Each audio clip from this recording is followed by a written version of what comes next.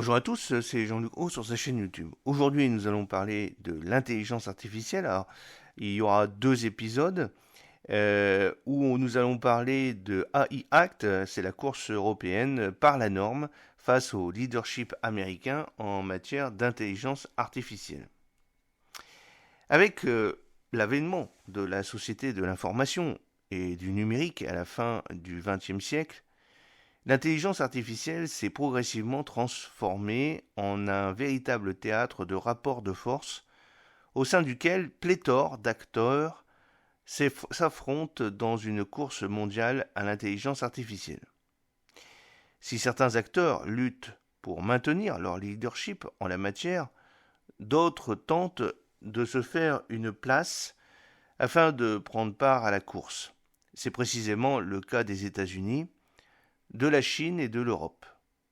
Tandis que les premiers sont rapidement parvenus à se démarquer et à prendre les deux premières places du podium dans la course à l'intelligence artificielle, l'Europe peine à rattraper son retard. Or, les enjeux qui sous-tendent cette course ne sont pas des moindres.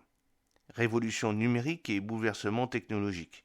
L'intelligence artificielle représente certes un défi technologique majeur, mais constitue également un véritable enjeu stratégique pour les acteurs du monde politique et géopolitique.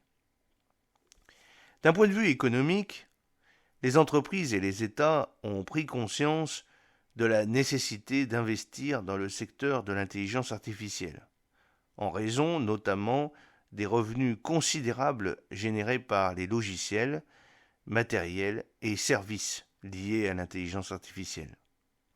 En 2023, le marché mondial de l'intelligence artificielle a été évalué à 207,9 milliards de dollars et pourrait encore accroître d'environ 36,6% d'ici 2030.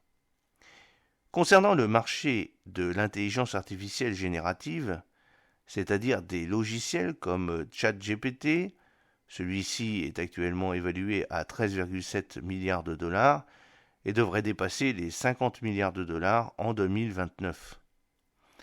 De plus, l'intelligence artificielle permet d'optimiser la rentabilité d'un acteur en jouant sur plusieurs facteurs classiques, les dépenses, les recettes et le flux, ce qui constitue une opportunité de développement d'activités indéniables pour les entreprises.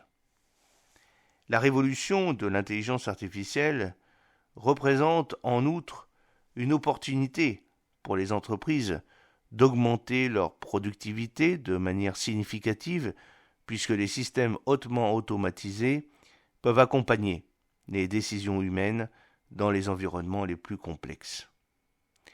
Pour finir, l'intelligence artificielle présente un enjeu d'influence pour les États et les différentes visions du monde. Sur le plan national et diplomatique, les États qui auront développé une stratégie tournée vers l'intelligence artificielle posséderont un écosystème à même de dominer la scène internationale. Ainsi, devenir leader et détenir le monopole sur l'intelligence artificielle revient à devenir le maître du monde. Puissance et suprématie sont en effet les deux objectifs qui alimentent cette course à l'intelligence artificielle. Cette compétition amène en outre des opportunités colossales, mais présente aussi de réelles menaces, aujourd'hui imprévisibles. Dès lors, l'État qui parviendrait à asseoir son autorité dans ce domaine lui permettait d'utiliser l'intelligence artificielle comme un instrument de développement de sa propre puissance, lui permettant in fine d'affirmer sa suprématie sur ses rivaux.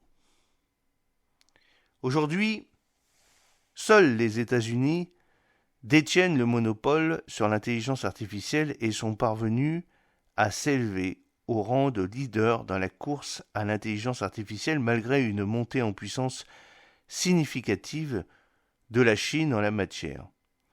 Dotée de fortes ambitions de leadership dans le secteur de l'intelligence artificielle, la Chine constitue en effet le principal rival des États-Unis.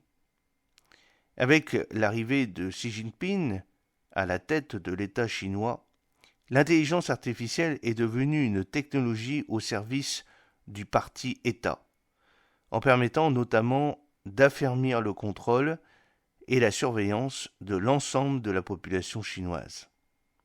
Au-delà de ce contrôle social, l'intelligence artificielle sert également de levier de montée en puissance chinoise. Précisément, la Chine développe une stratégie de développement de l'intelligence artificielle pour renouveler son régime de croissance. Avec une économie dirigée par les innovations scientifiques et techniques, stimulant ainsi la croissance de la productivité globale, elle a pour ambition de devenir une puissance industrielle mondiale et un pays innovant au premier plan d'ici 2035.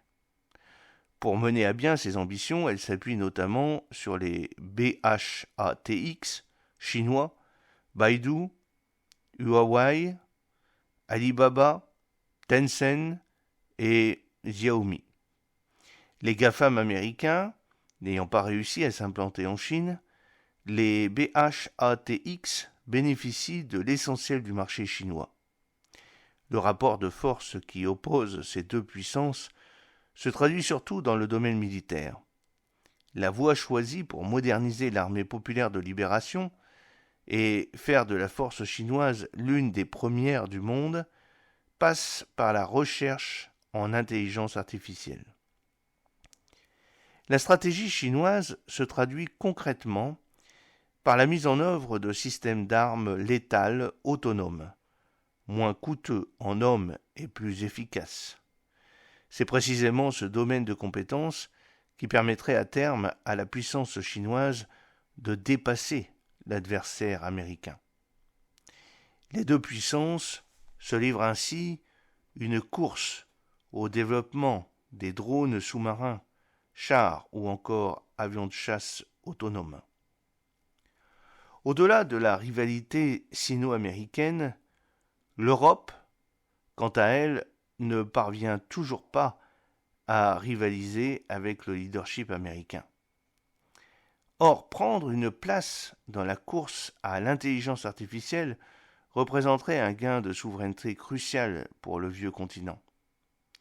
Mais force est de constater que la France et l'Europe sont aujourd'hui encore inexistantes dans la course mondiale à l'intelligence artificielle.